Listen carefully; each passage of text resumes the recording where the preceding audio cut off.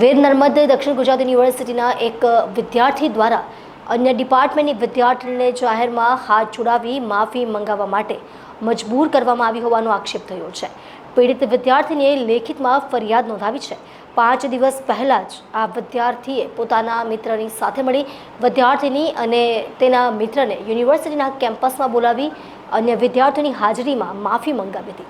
વિદ્યાર્થીની લેખિત ફરિયાદના આધારે યુનિવર્સિટી દ્વારા તપાસના આદેશ આપવામાં આવ્યા છે. તપાસ પૂર્ણ થયા બાદ તાત્કાલિક કાર્યવાહી હાથ ધરવામાં આવશે. વિદ્યાર્થીએ આક્ષેપ કર્યો છે કે ફરિયાદ બાદ વિદ્યાર્થીએ તેને યુનિવર્સિટી અને ડિપાર્ટમેન્ટમાંથી કાઢી મૂકવાની ધમકી આપી. વધુમાં તેણે વિદ્યાર્થીને ઓડિયો, વિડીયો અથવા લેખિત રૂપે માફી માંગવા પણ દબાણ કર્યું હતું. વિદ્યાર્થીનીએ રેગિંગની ફરિયાદ નોંધાવતા યુનિવર્સિટી તંત્ર હરકતમાં આવ્યું છે અને હવે પ્રશ્ન એ છે કે યુનિવર્સિટી દ્વારા આ કેસમાં શું કાર્યવાહી કરવામાં આવશે. કુલસચિવ ડૉક્ટર આર.સી. ગઢવીએ કહ્યું કે વિદ્યાર્થીઓ માટે કેમ્પસમાં શિસ્ત અને સલામતી મુખ્ય પ્રાથમિકતા છે. રેગિંગ એક ગંભીર મુદ્દો છે અને યુનિવર્સિટી તેના માટે ઝીરો ટોલરન્સની નીતિ અનુસરે છે. આ મામલે તપાસ કમિટી દ્વારા સંપૂર્ણ તપાસ હાથ ધરવામાં આવશે અને દોષિત સામે યોગ્ય પગલાં ભરવામાં આવશે.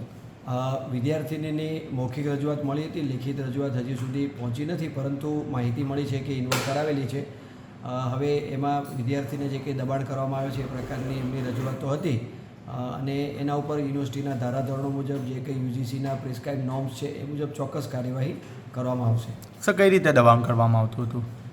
હજી લેખિત રજૂઆત મેં જોઈ નથી એટલે નહીં કહી શકું, પરંતુ મૌખિક વાતચીતનું સૂર એનો હતો કે દબાણ કરવામાં આવે છે એવી વાતચીત છે અને યુનિવર્સિટીના જે કંઈ ધારાધોરણો છે, યુજીસીના નોર્મ્સ છે એ મુજબ એને સેલમાં રિફર કરીને એના ઉપરના જે પ્રિસ્ક્રાઇબ નોર્મ્સ છે એ મુજબ ચોક્કસ કાર્યવાહી કરવામાં આવશે. સર, કડક કાયદાના અભાવે ક્યાંક ને ક્યાંક વિદ્યાર્થીઓમાં ડર નથી રહ્યો. કડક કાયદો તો છે એવું તો નહીં કહી શકાય, પરંતુ છતાં આવી ઘટના બનતી હોય તો ચોક્કસ એના પર ગંભીરતાથી આપણે યોગ્ય કાર્યવાહી કરવી પડે અને કયા પ્રકારની કઈ જે કંઈ સજા છે એની પણ અંદર જોગવાઈ કરેલી છે. કયા પ્રકારનો ગુનો છે એ પ્રકારે તો એના ઉપર ચોક્કસ તપાસ સમિતિ કરાવી અને યોગ્ય કાર્યવાહી કરવામાં આવશે. કઈ રીતે તપાસ કરવામાં આવશે આખી ઘટનાની? જો એના પર એ રેગિંગને રિલેટેડ ફરિયાદ હશે તો એમાં પ્રિસ્ક્રાઇબ નોર્મ્સ છે, એના જે કંઈ એન્ટી રેગિંગનો સેલ છે એમાં રિફર કરવામાં આવે છે. સમિતિ હોય છે, સમિતિ તપાસ કરતી હોય છે. તપાસના અંતે એના ચોક્કસ બધા ધારાધોરણો છે એ મુજબ નિયમ અનુસારની કાર્યવાહી ચોક્કસ કરવામાં આવશે આ બાબતે.